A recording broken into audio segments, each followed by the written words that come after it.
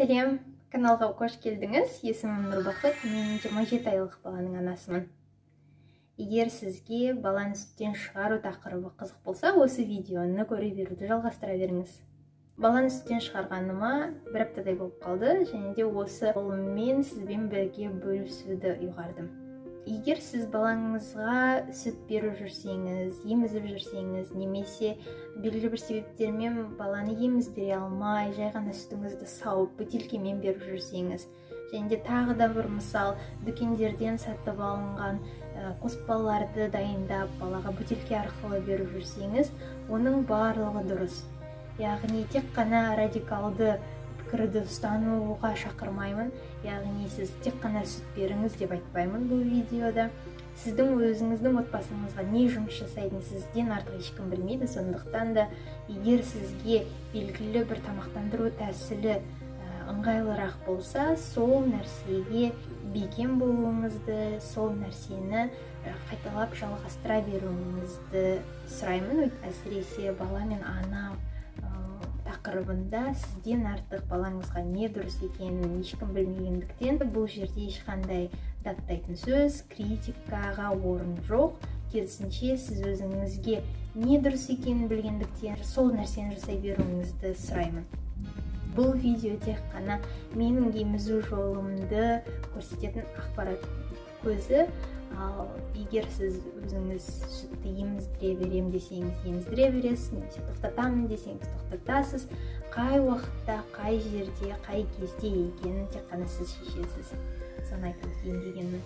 Жалпы ғылыми зерттеулердің нәтижесінде баланың барлық тістері шықпайынша, яғни 6 жасқа дейін балаға сүт бере беретін болса, ол өзінің белгілі бір стресстерден тез айырылатын қабілетін және де иммунитетінің жоғары қалыптасуына септігін тигізеді деген зерттеу нәтижелері бар. Кейбір мемлекеттерде 4-5 жасқа дейін балаларын емізу дағдысы қалыптасқан. Баланы туа салысымен баланы еміздіру мен үшін ыңғайлырақ, қолайлырақ және жеңілірек жол болды. Сондықтан да мен тура осы уақытқа дейін, яғни баланың 27 айына дейін баланы еміздіріп келдім. Алайда қазіргі мені қоршаған адамдардың көбісінде 1 жастан артық баланы емізбеу деген тенденция жүрді. Және де менің балам 1 жасқа толған уақытта мен әлі емізіп жүрдім. Сол кезде барлығы маған аң-таң болып, сен әлі емізіп жүрсің ба, неге? Тамақ ішпей қояды ғой, шығарып тастау керек деген сияқты мен сұрамаған кеңестерді бөлісумен болды. Бірақ мен ол сымға бойсұнбадым. Өзімнің не қалайтынымды білгендіктен, мақсатымның қандай екенін, не үшін бұның барлығын басып жүргенімді білгендіктен мен ары қарай баламды емізуді жалғастыра бердім. Әрине ол емізумен қатар кәдімгі жаңағы көкөністерді, жеміс-жидектерді, тағамдардың барлық түрін жей берді. Бірақ сонда да көбінесе маған жақындаудың мақсатында, белгілі бір ситуациялардың өзгерісінен мазасы кеткен кезде тынышталу мақсатында сүтін сұрай беруді және де мен де оны емізе беруді жалғастырдым. Өйткені емізу кезінде бала да мен де өзімізді сондай бақытты тамаша сезінетін болдық. Баланы емізу кезінде мен өзімді жақсы сезінетінмін деп айттым, яғни мен де демалып алатынмын. Моральдық, физикалық тұрғыда. Өйткені қарбалас өмірде үнемі шауып жүресің, ал бала сенен сүт сұраған кезде сондай рахат, бір жатып демалып алуға болады, немесе отырып алуға болатын. Сондықтан да емізу мен үшін сондай тамаша мәртебе және де сондай тамаша кезең болды деп айтсам болады. Бірақ алайда барлық нәрсенің жақсы да жаманды жақтары болды. Отбасымыздың қамы үшін балаға да қарап, жұмыста жасап жүрген ата-ананың бірі мендемін. Баламның түскі ұйқысы кезінде мен дистанционды жұмыс жасаймын. Яғни сол сәттерде бала кенеттен оянып кеткен кезде ол бірден сүтін іздейтін. Сондықтан сол кездерде кішкене ыңғайсыздықтар туындады, бірақ ол ыңғайсыздықтар қатты көп болған жоқ, және де бала бірден тынышталатын, өйткені жұмыс жасап жатып та балаға бірден келіп, оны омырауыма тақалтып, сүтін емізіп, жұмысымды ары қарай жалғастыра бере алатын жағдайларым болды. Сондықтан да көбінесе мен өте қатты рахаттандым.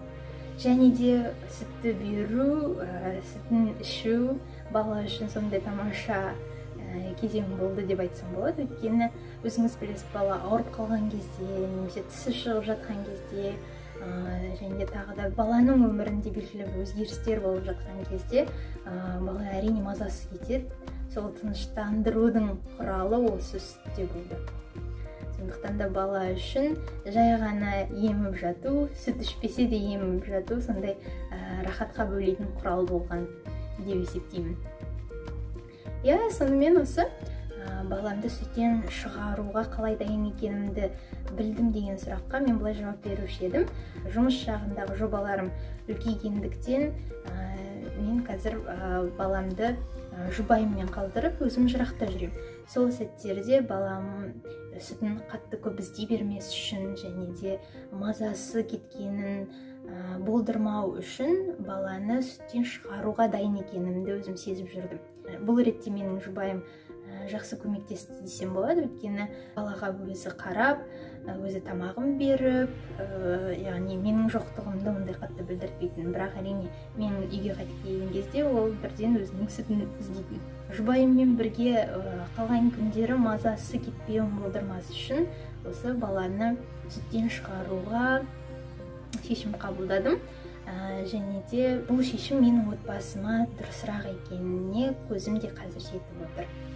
Жұмыс жасағандықтан және де үйге келген кезде бірден отбасыға көңіл бөліп, барлығымыз бірге, үшеуміз бірге уақыт өткізе алудың мүмкіндігін туғызу мақсатында осы баланы сүттен шығаруға шешім қабылдадым.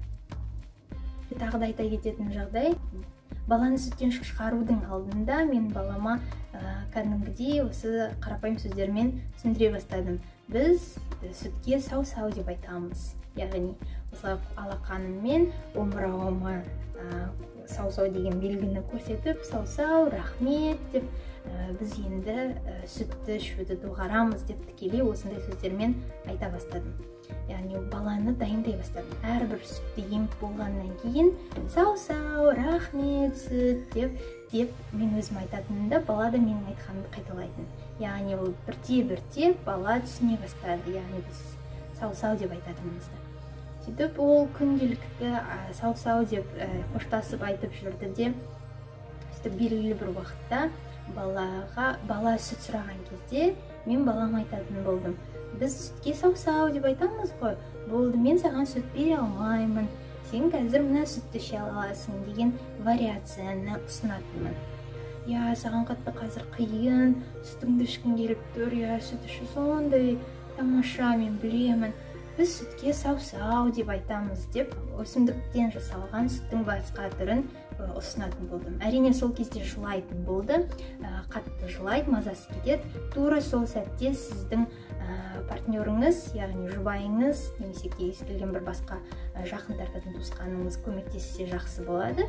Яғни көтеріп, немесе жуатып, тактильді, яғни моральды тұрғыда оны қолдау ретінде оны құшақтап, немесе оны көтеріп, оның қазір қиналып жатқан, сүтті ішкісі келетінін және де сүтті сондай жақсы көретінін айтса, балаға солай қолдау көрсетуге болады. Яғни бала жылап жатады, сіз балаңызды көтересіз, құшақтайсыз, оған сау-сау сүт деген сөздермен балаға қолдау көрсетесіз де, бала өзінің жаңағы сүтпен қоштасатынын түсінеді де, кейінірек осы мазасызданудың уақыты қысқарып бірте-бірте тоқтайды. Осылай қолдау көрсетсеңіз болады. Және де әрине балаға тамақтандыру барысында оған сүттің басқа да өнімін түрін көрсетесіз. Өте сирек ол сиырдың сүтін ішті. Дүкендерден қазір өсімдіктерден жасалған сүттің көптеген вариациялары бар. Солардың бірін мен балаға сатып беремін де, бізде мына сүт бар, осы сүтті ішсең болады деп ұсынатын болдым. Оны қазір сүйсініп ішеді. Баланы сүттен шығарудағы ең басты нәрсе балаға қолдау көрсету. Баладан ажырамай, балаға қолдау көрсету керек. Жалпы біздің жаңа қоғамда баланы сүттен шығарудың бір тәсілі қатты белең алған. Ол баланы сүттен шығарудың мақсатында белгілі бір туысқандарымен оны қалдырып 1-2-3 күнге ата-анадан баланы ажырату.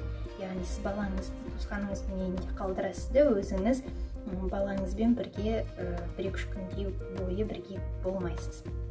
Бұл тәсіл жұмыс жасайды, бірақ бұл тәсілде балаға көбірек травма әкелесіз. Яғни бала біріншіден сүтін ішіп жатқан жоқ, екіншіден сүтін ішпегендіктен қатты жылайды да мазасы кетеді. Оның үстіне ең бастысы ол сізді көрмеуі, оған қаттырақ ауыр тиеді. Яғни бала бұл жерде сүтінен де айырылды, одан қоса менің анамнан да айырды ма не деген сияқты ойлар басында туындайды да, одан сайын оған стресс болады, қиын болады.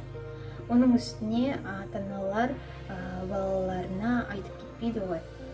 Өзіңіз ойлаңызшы, сіз жұбайыңызға немесе кез келген бір жақын адамыңызға алдын ала айтып кетесіз, мен мына жерге бара жатырмын деп.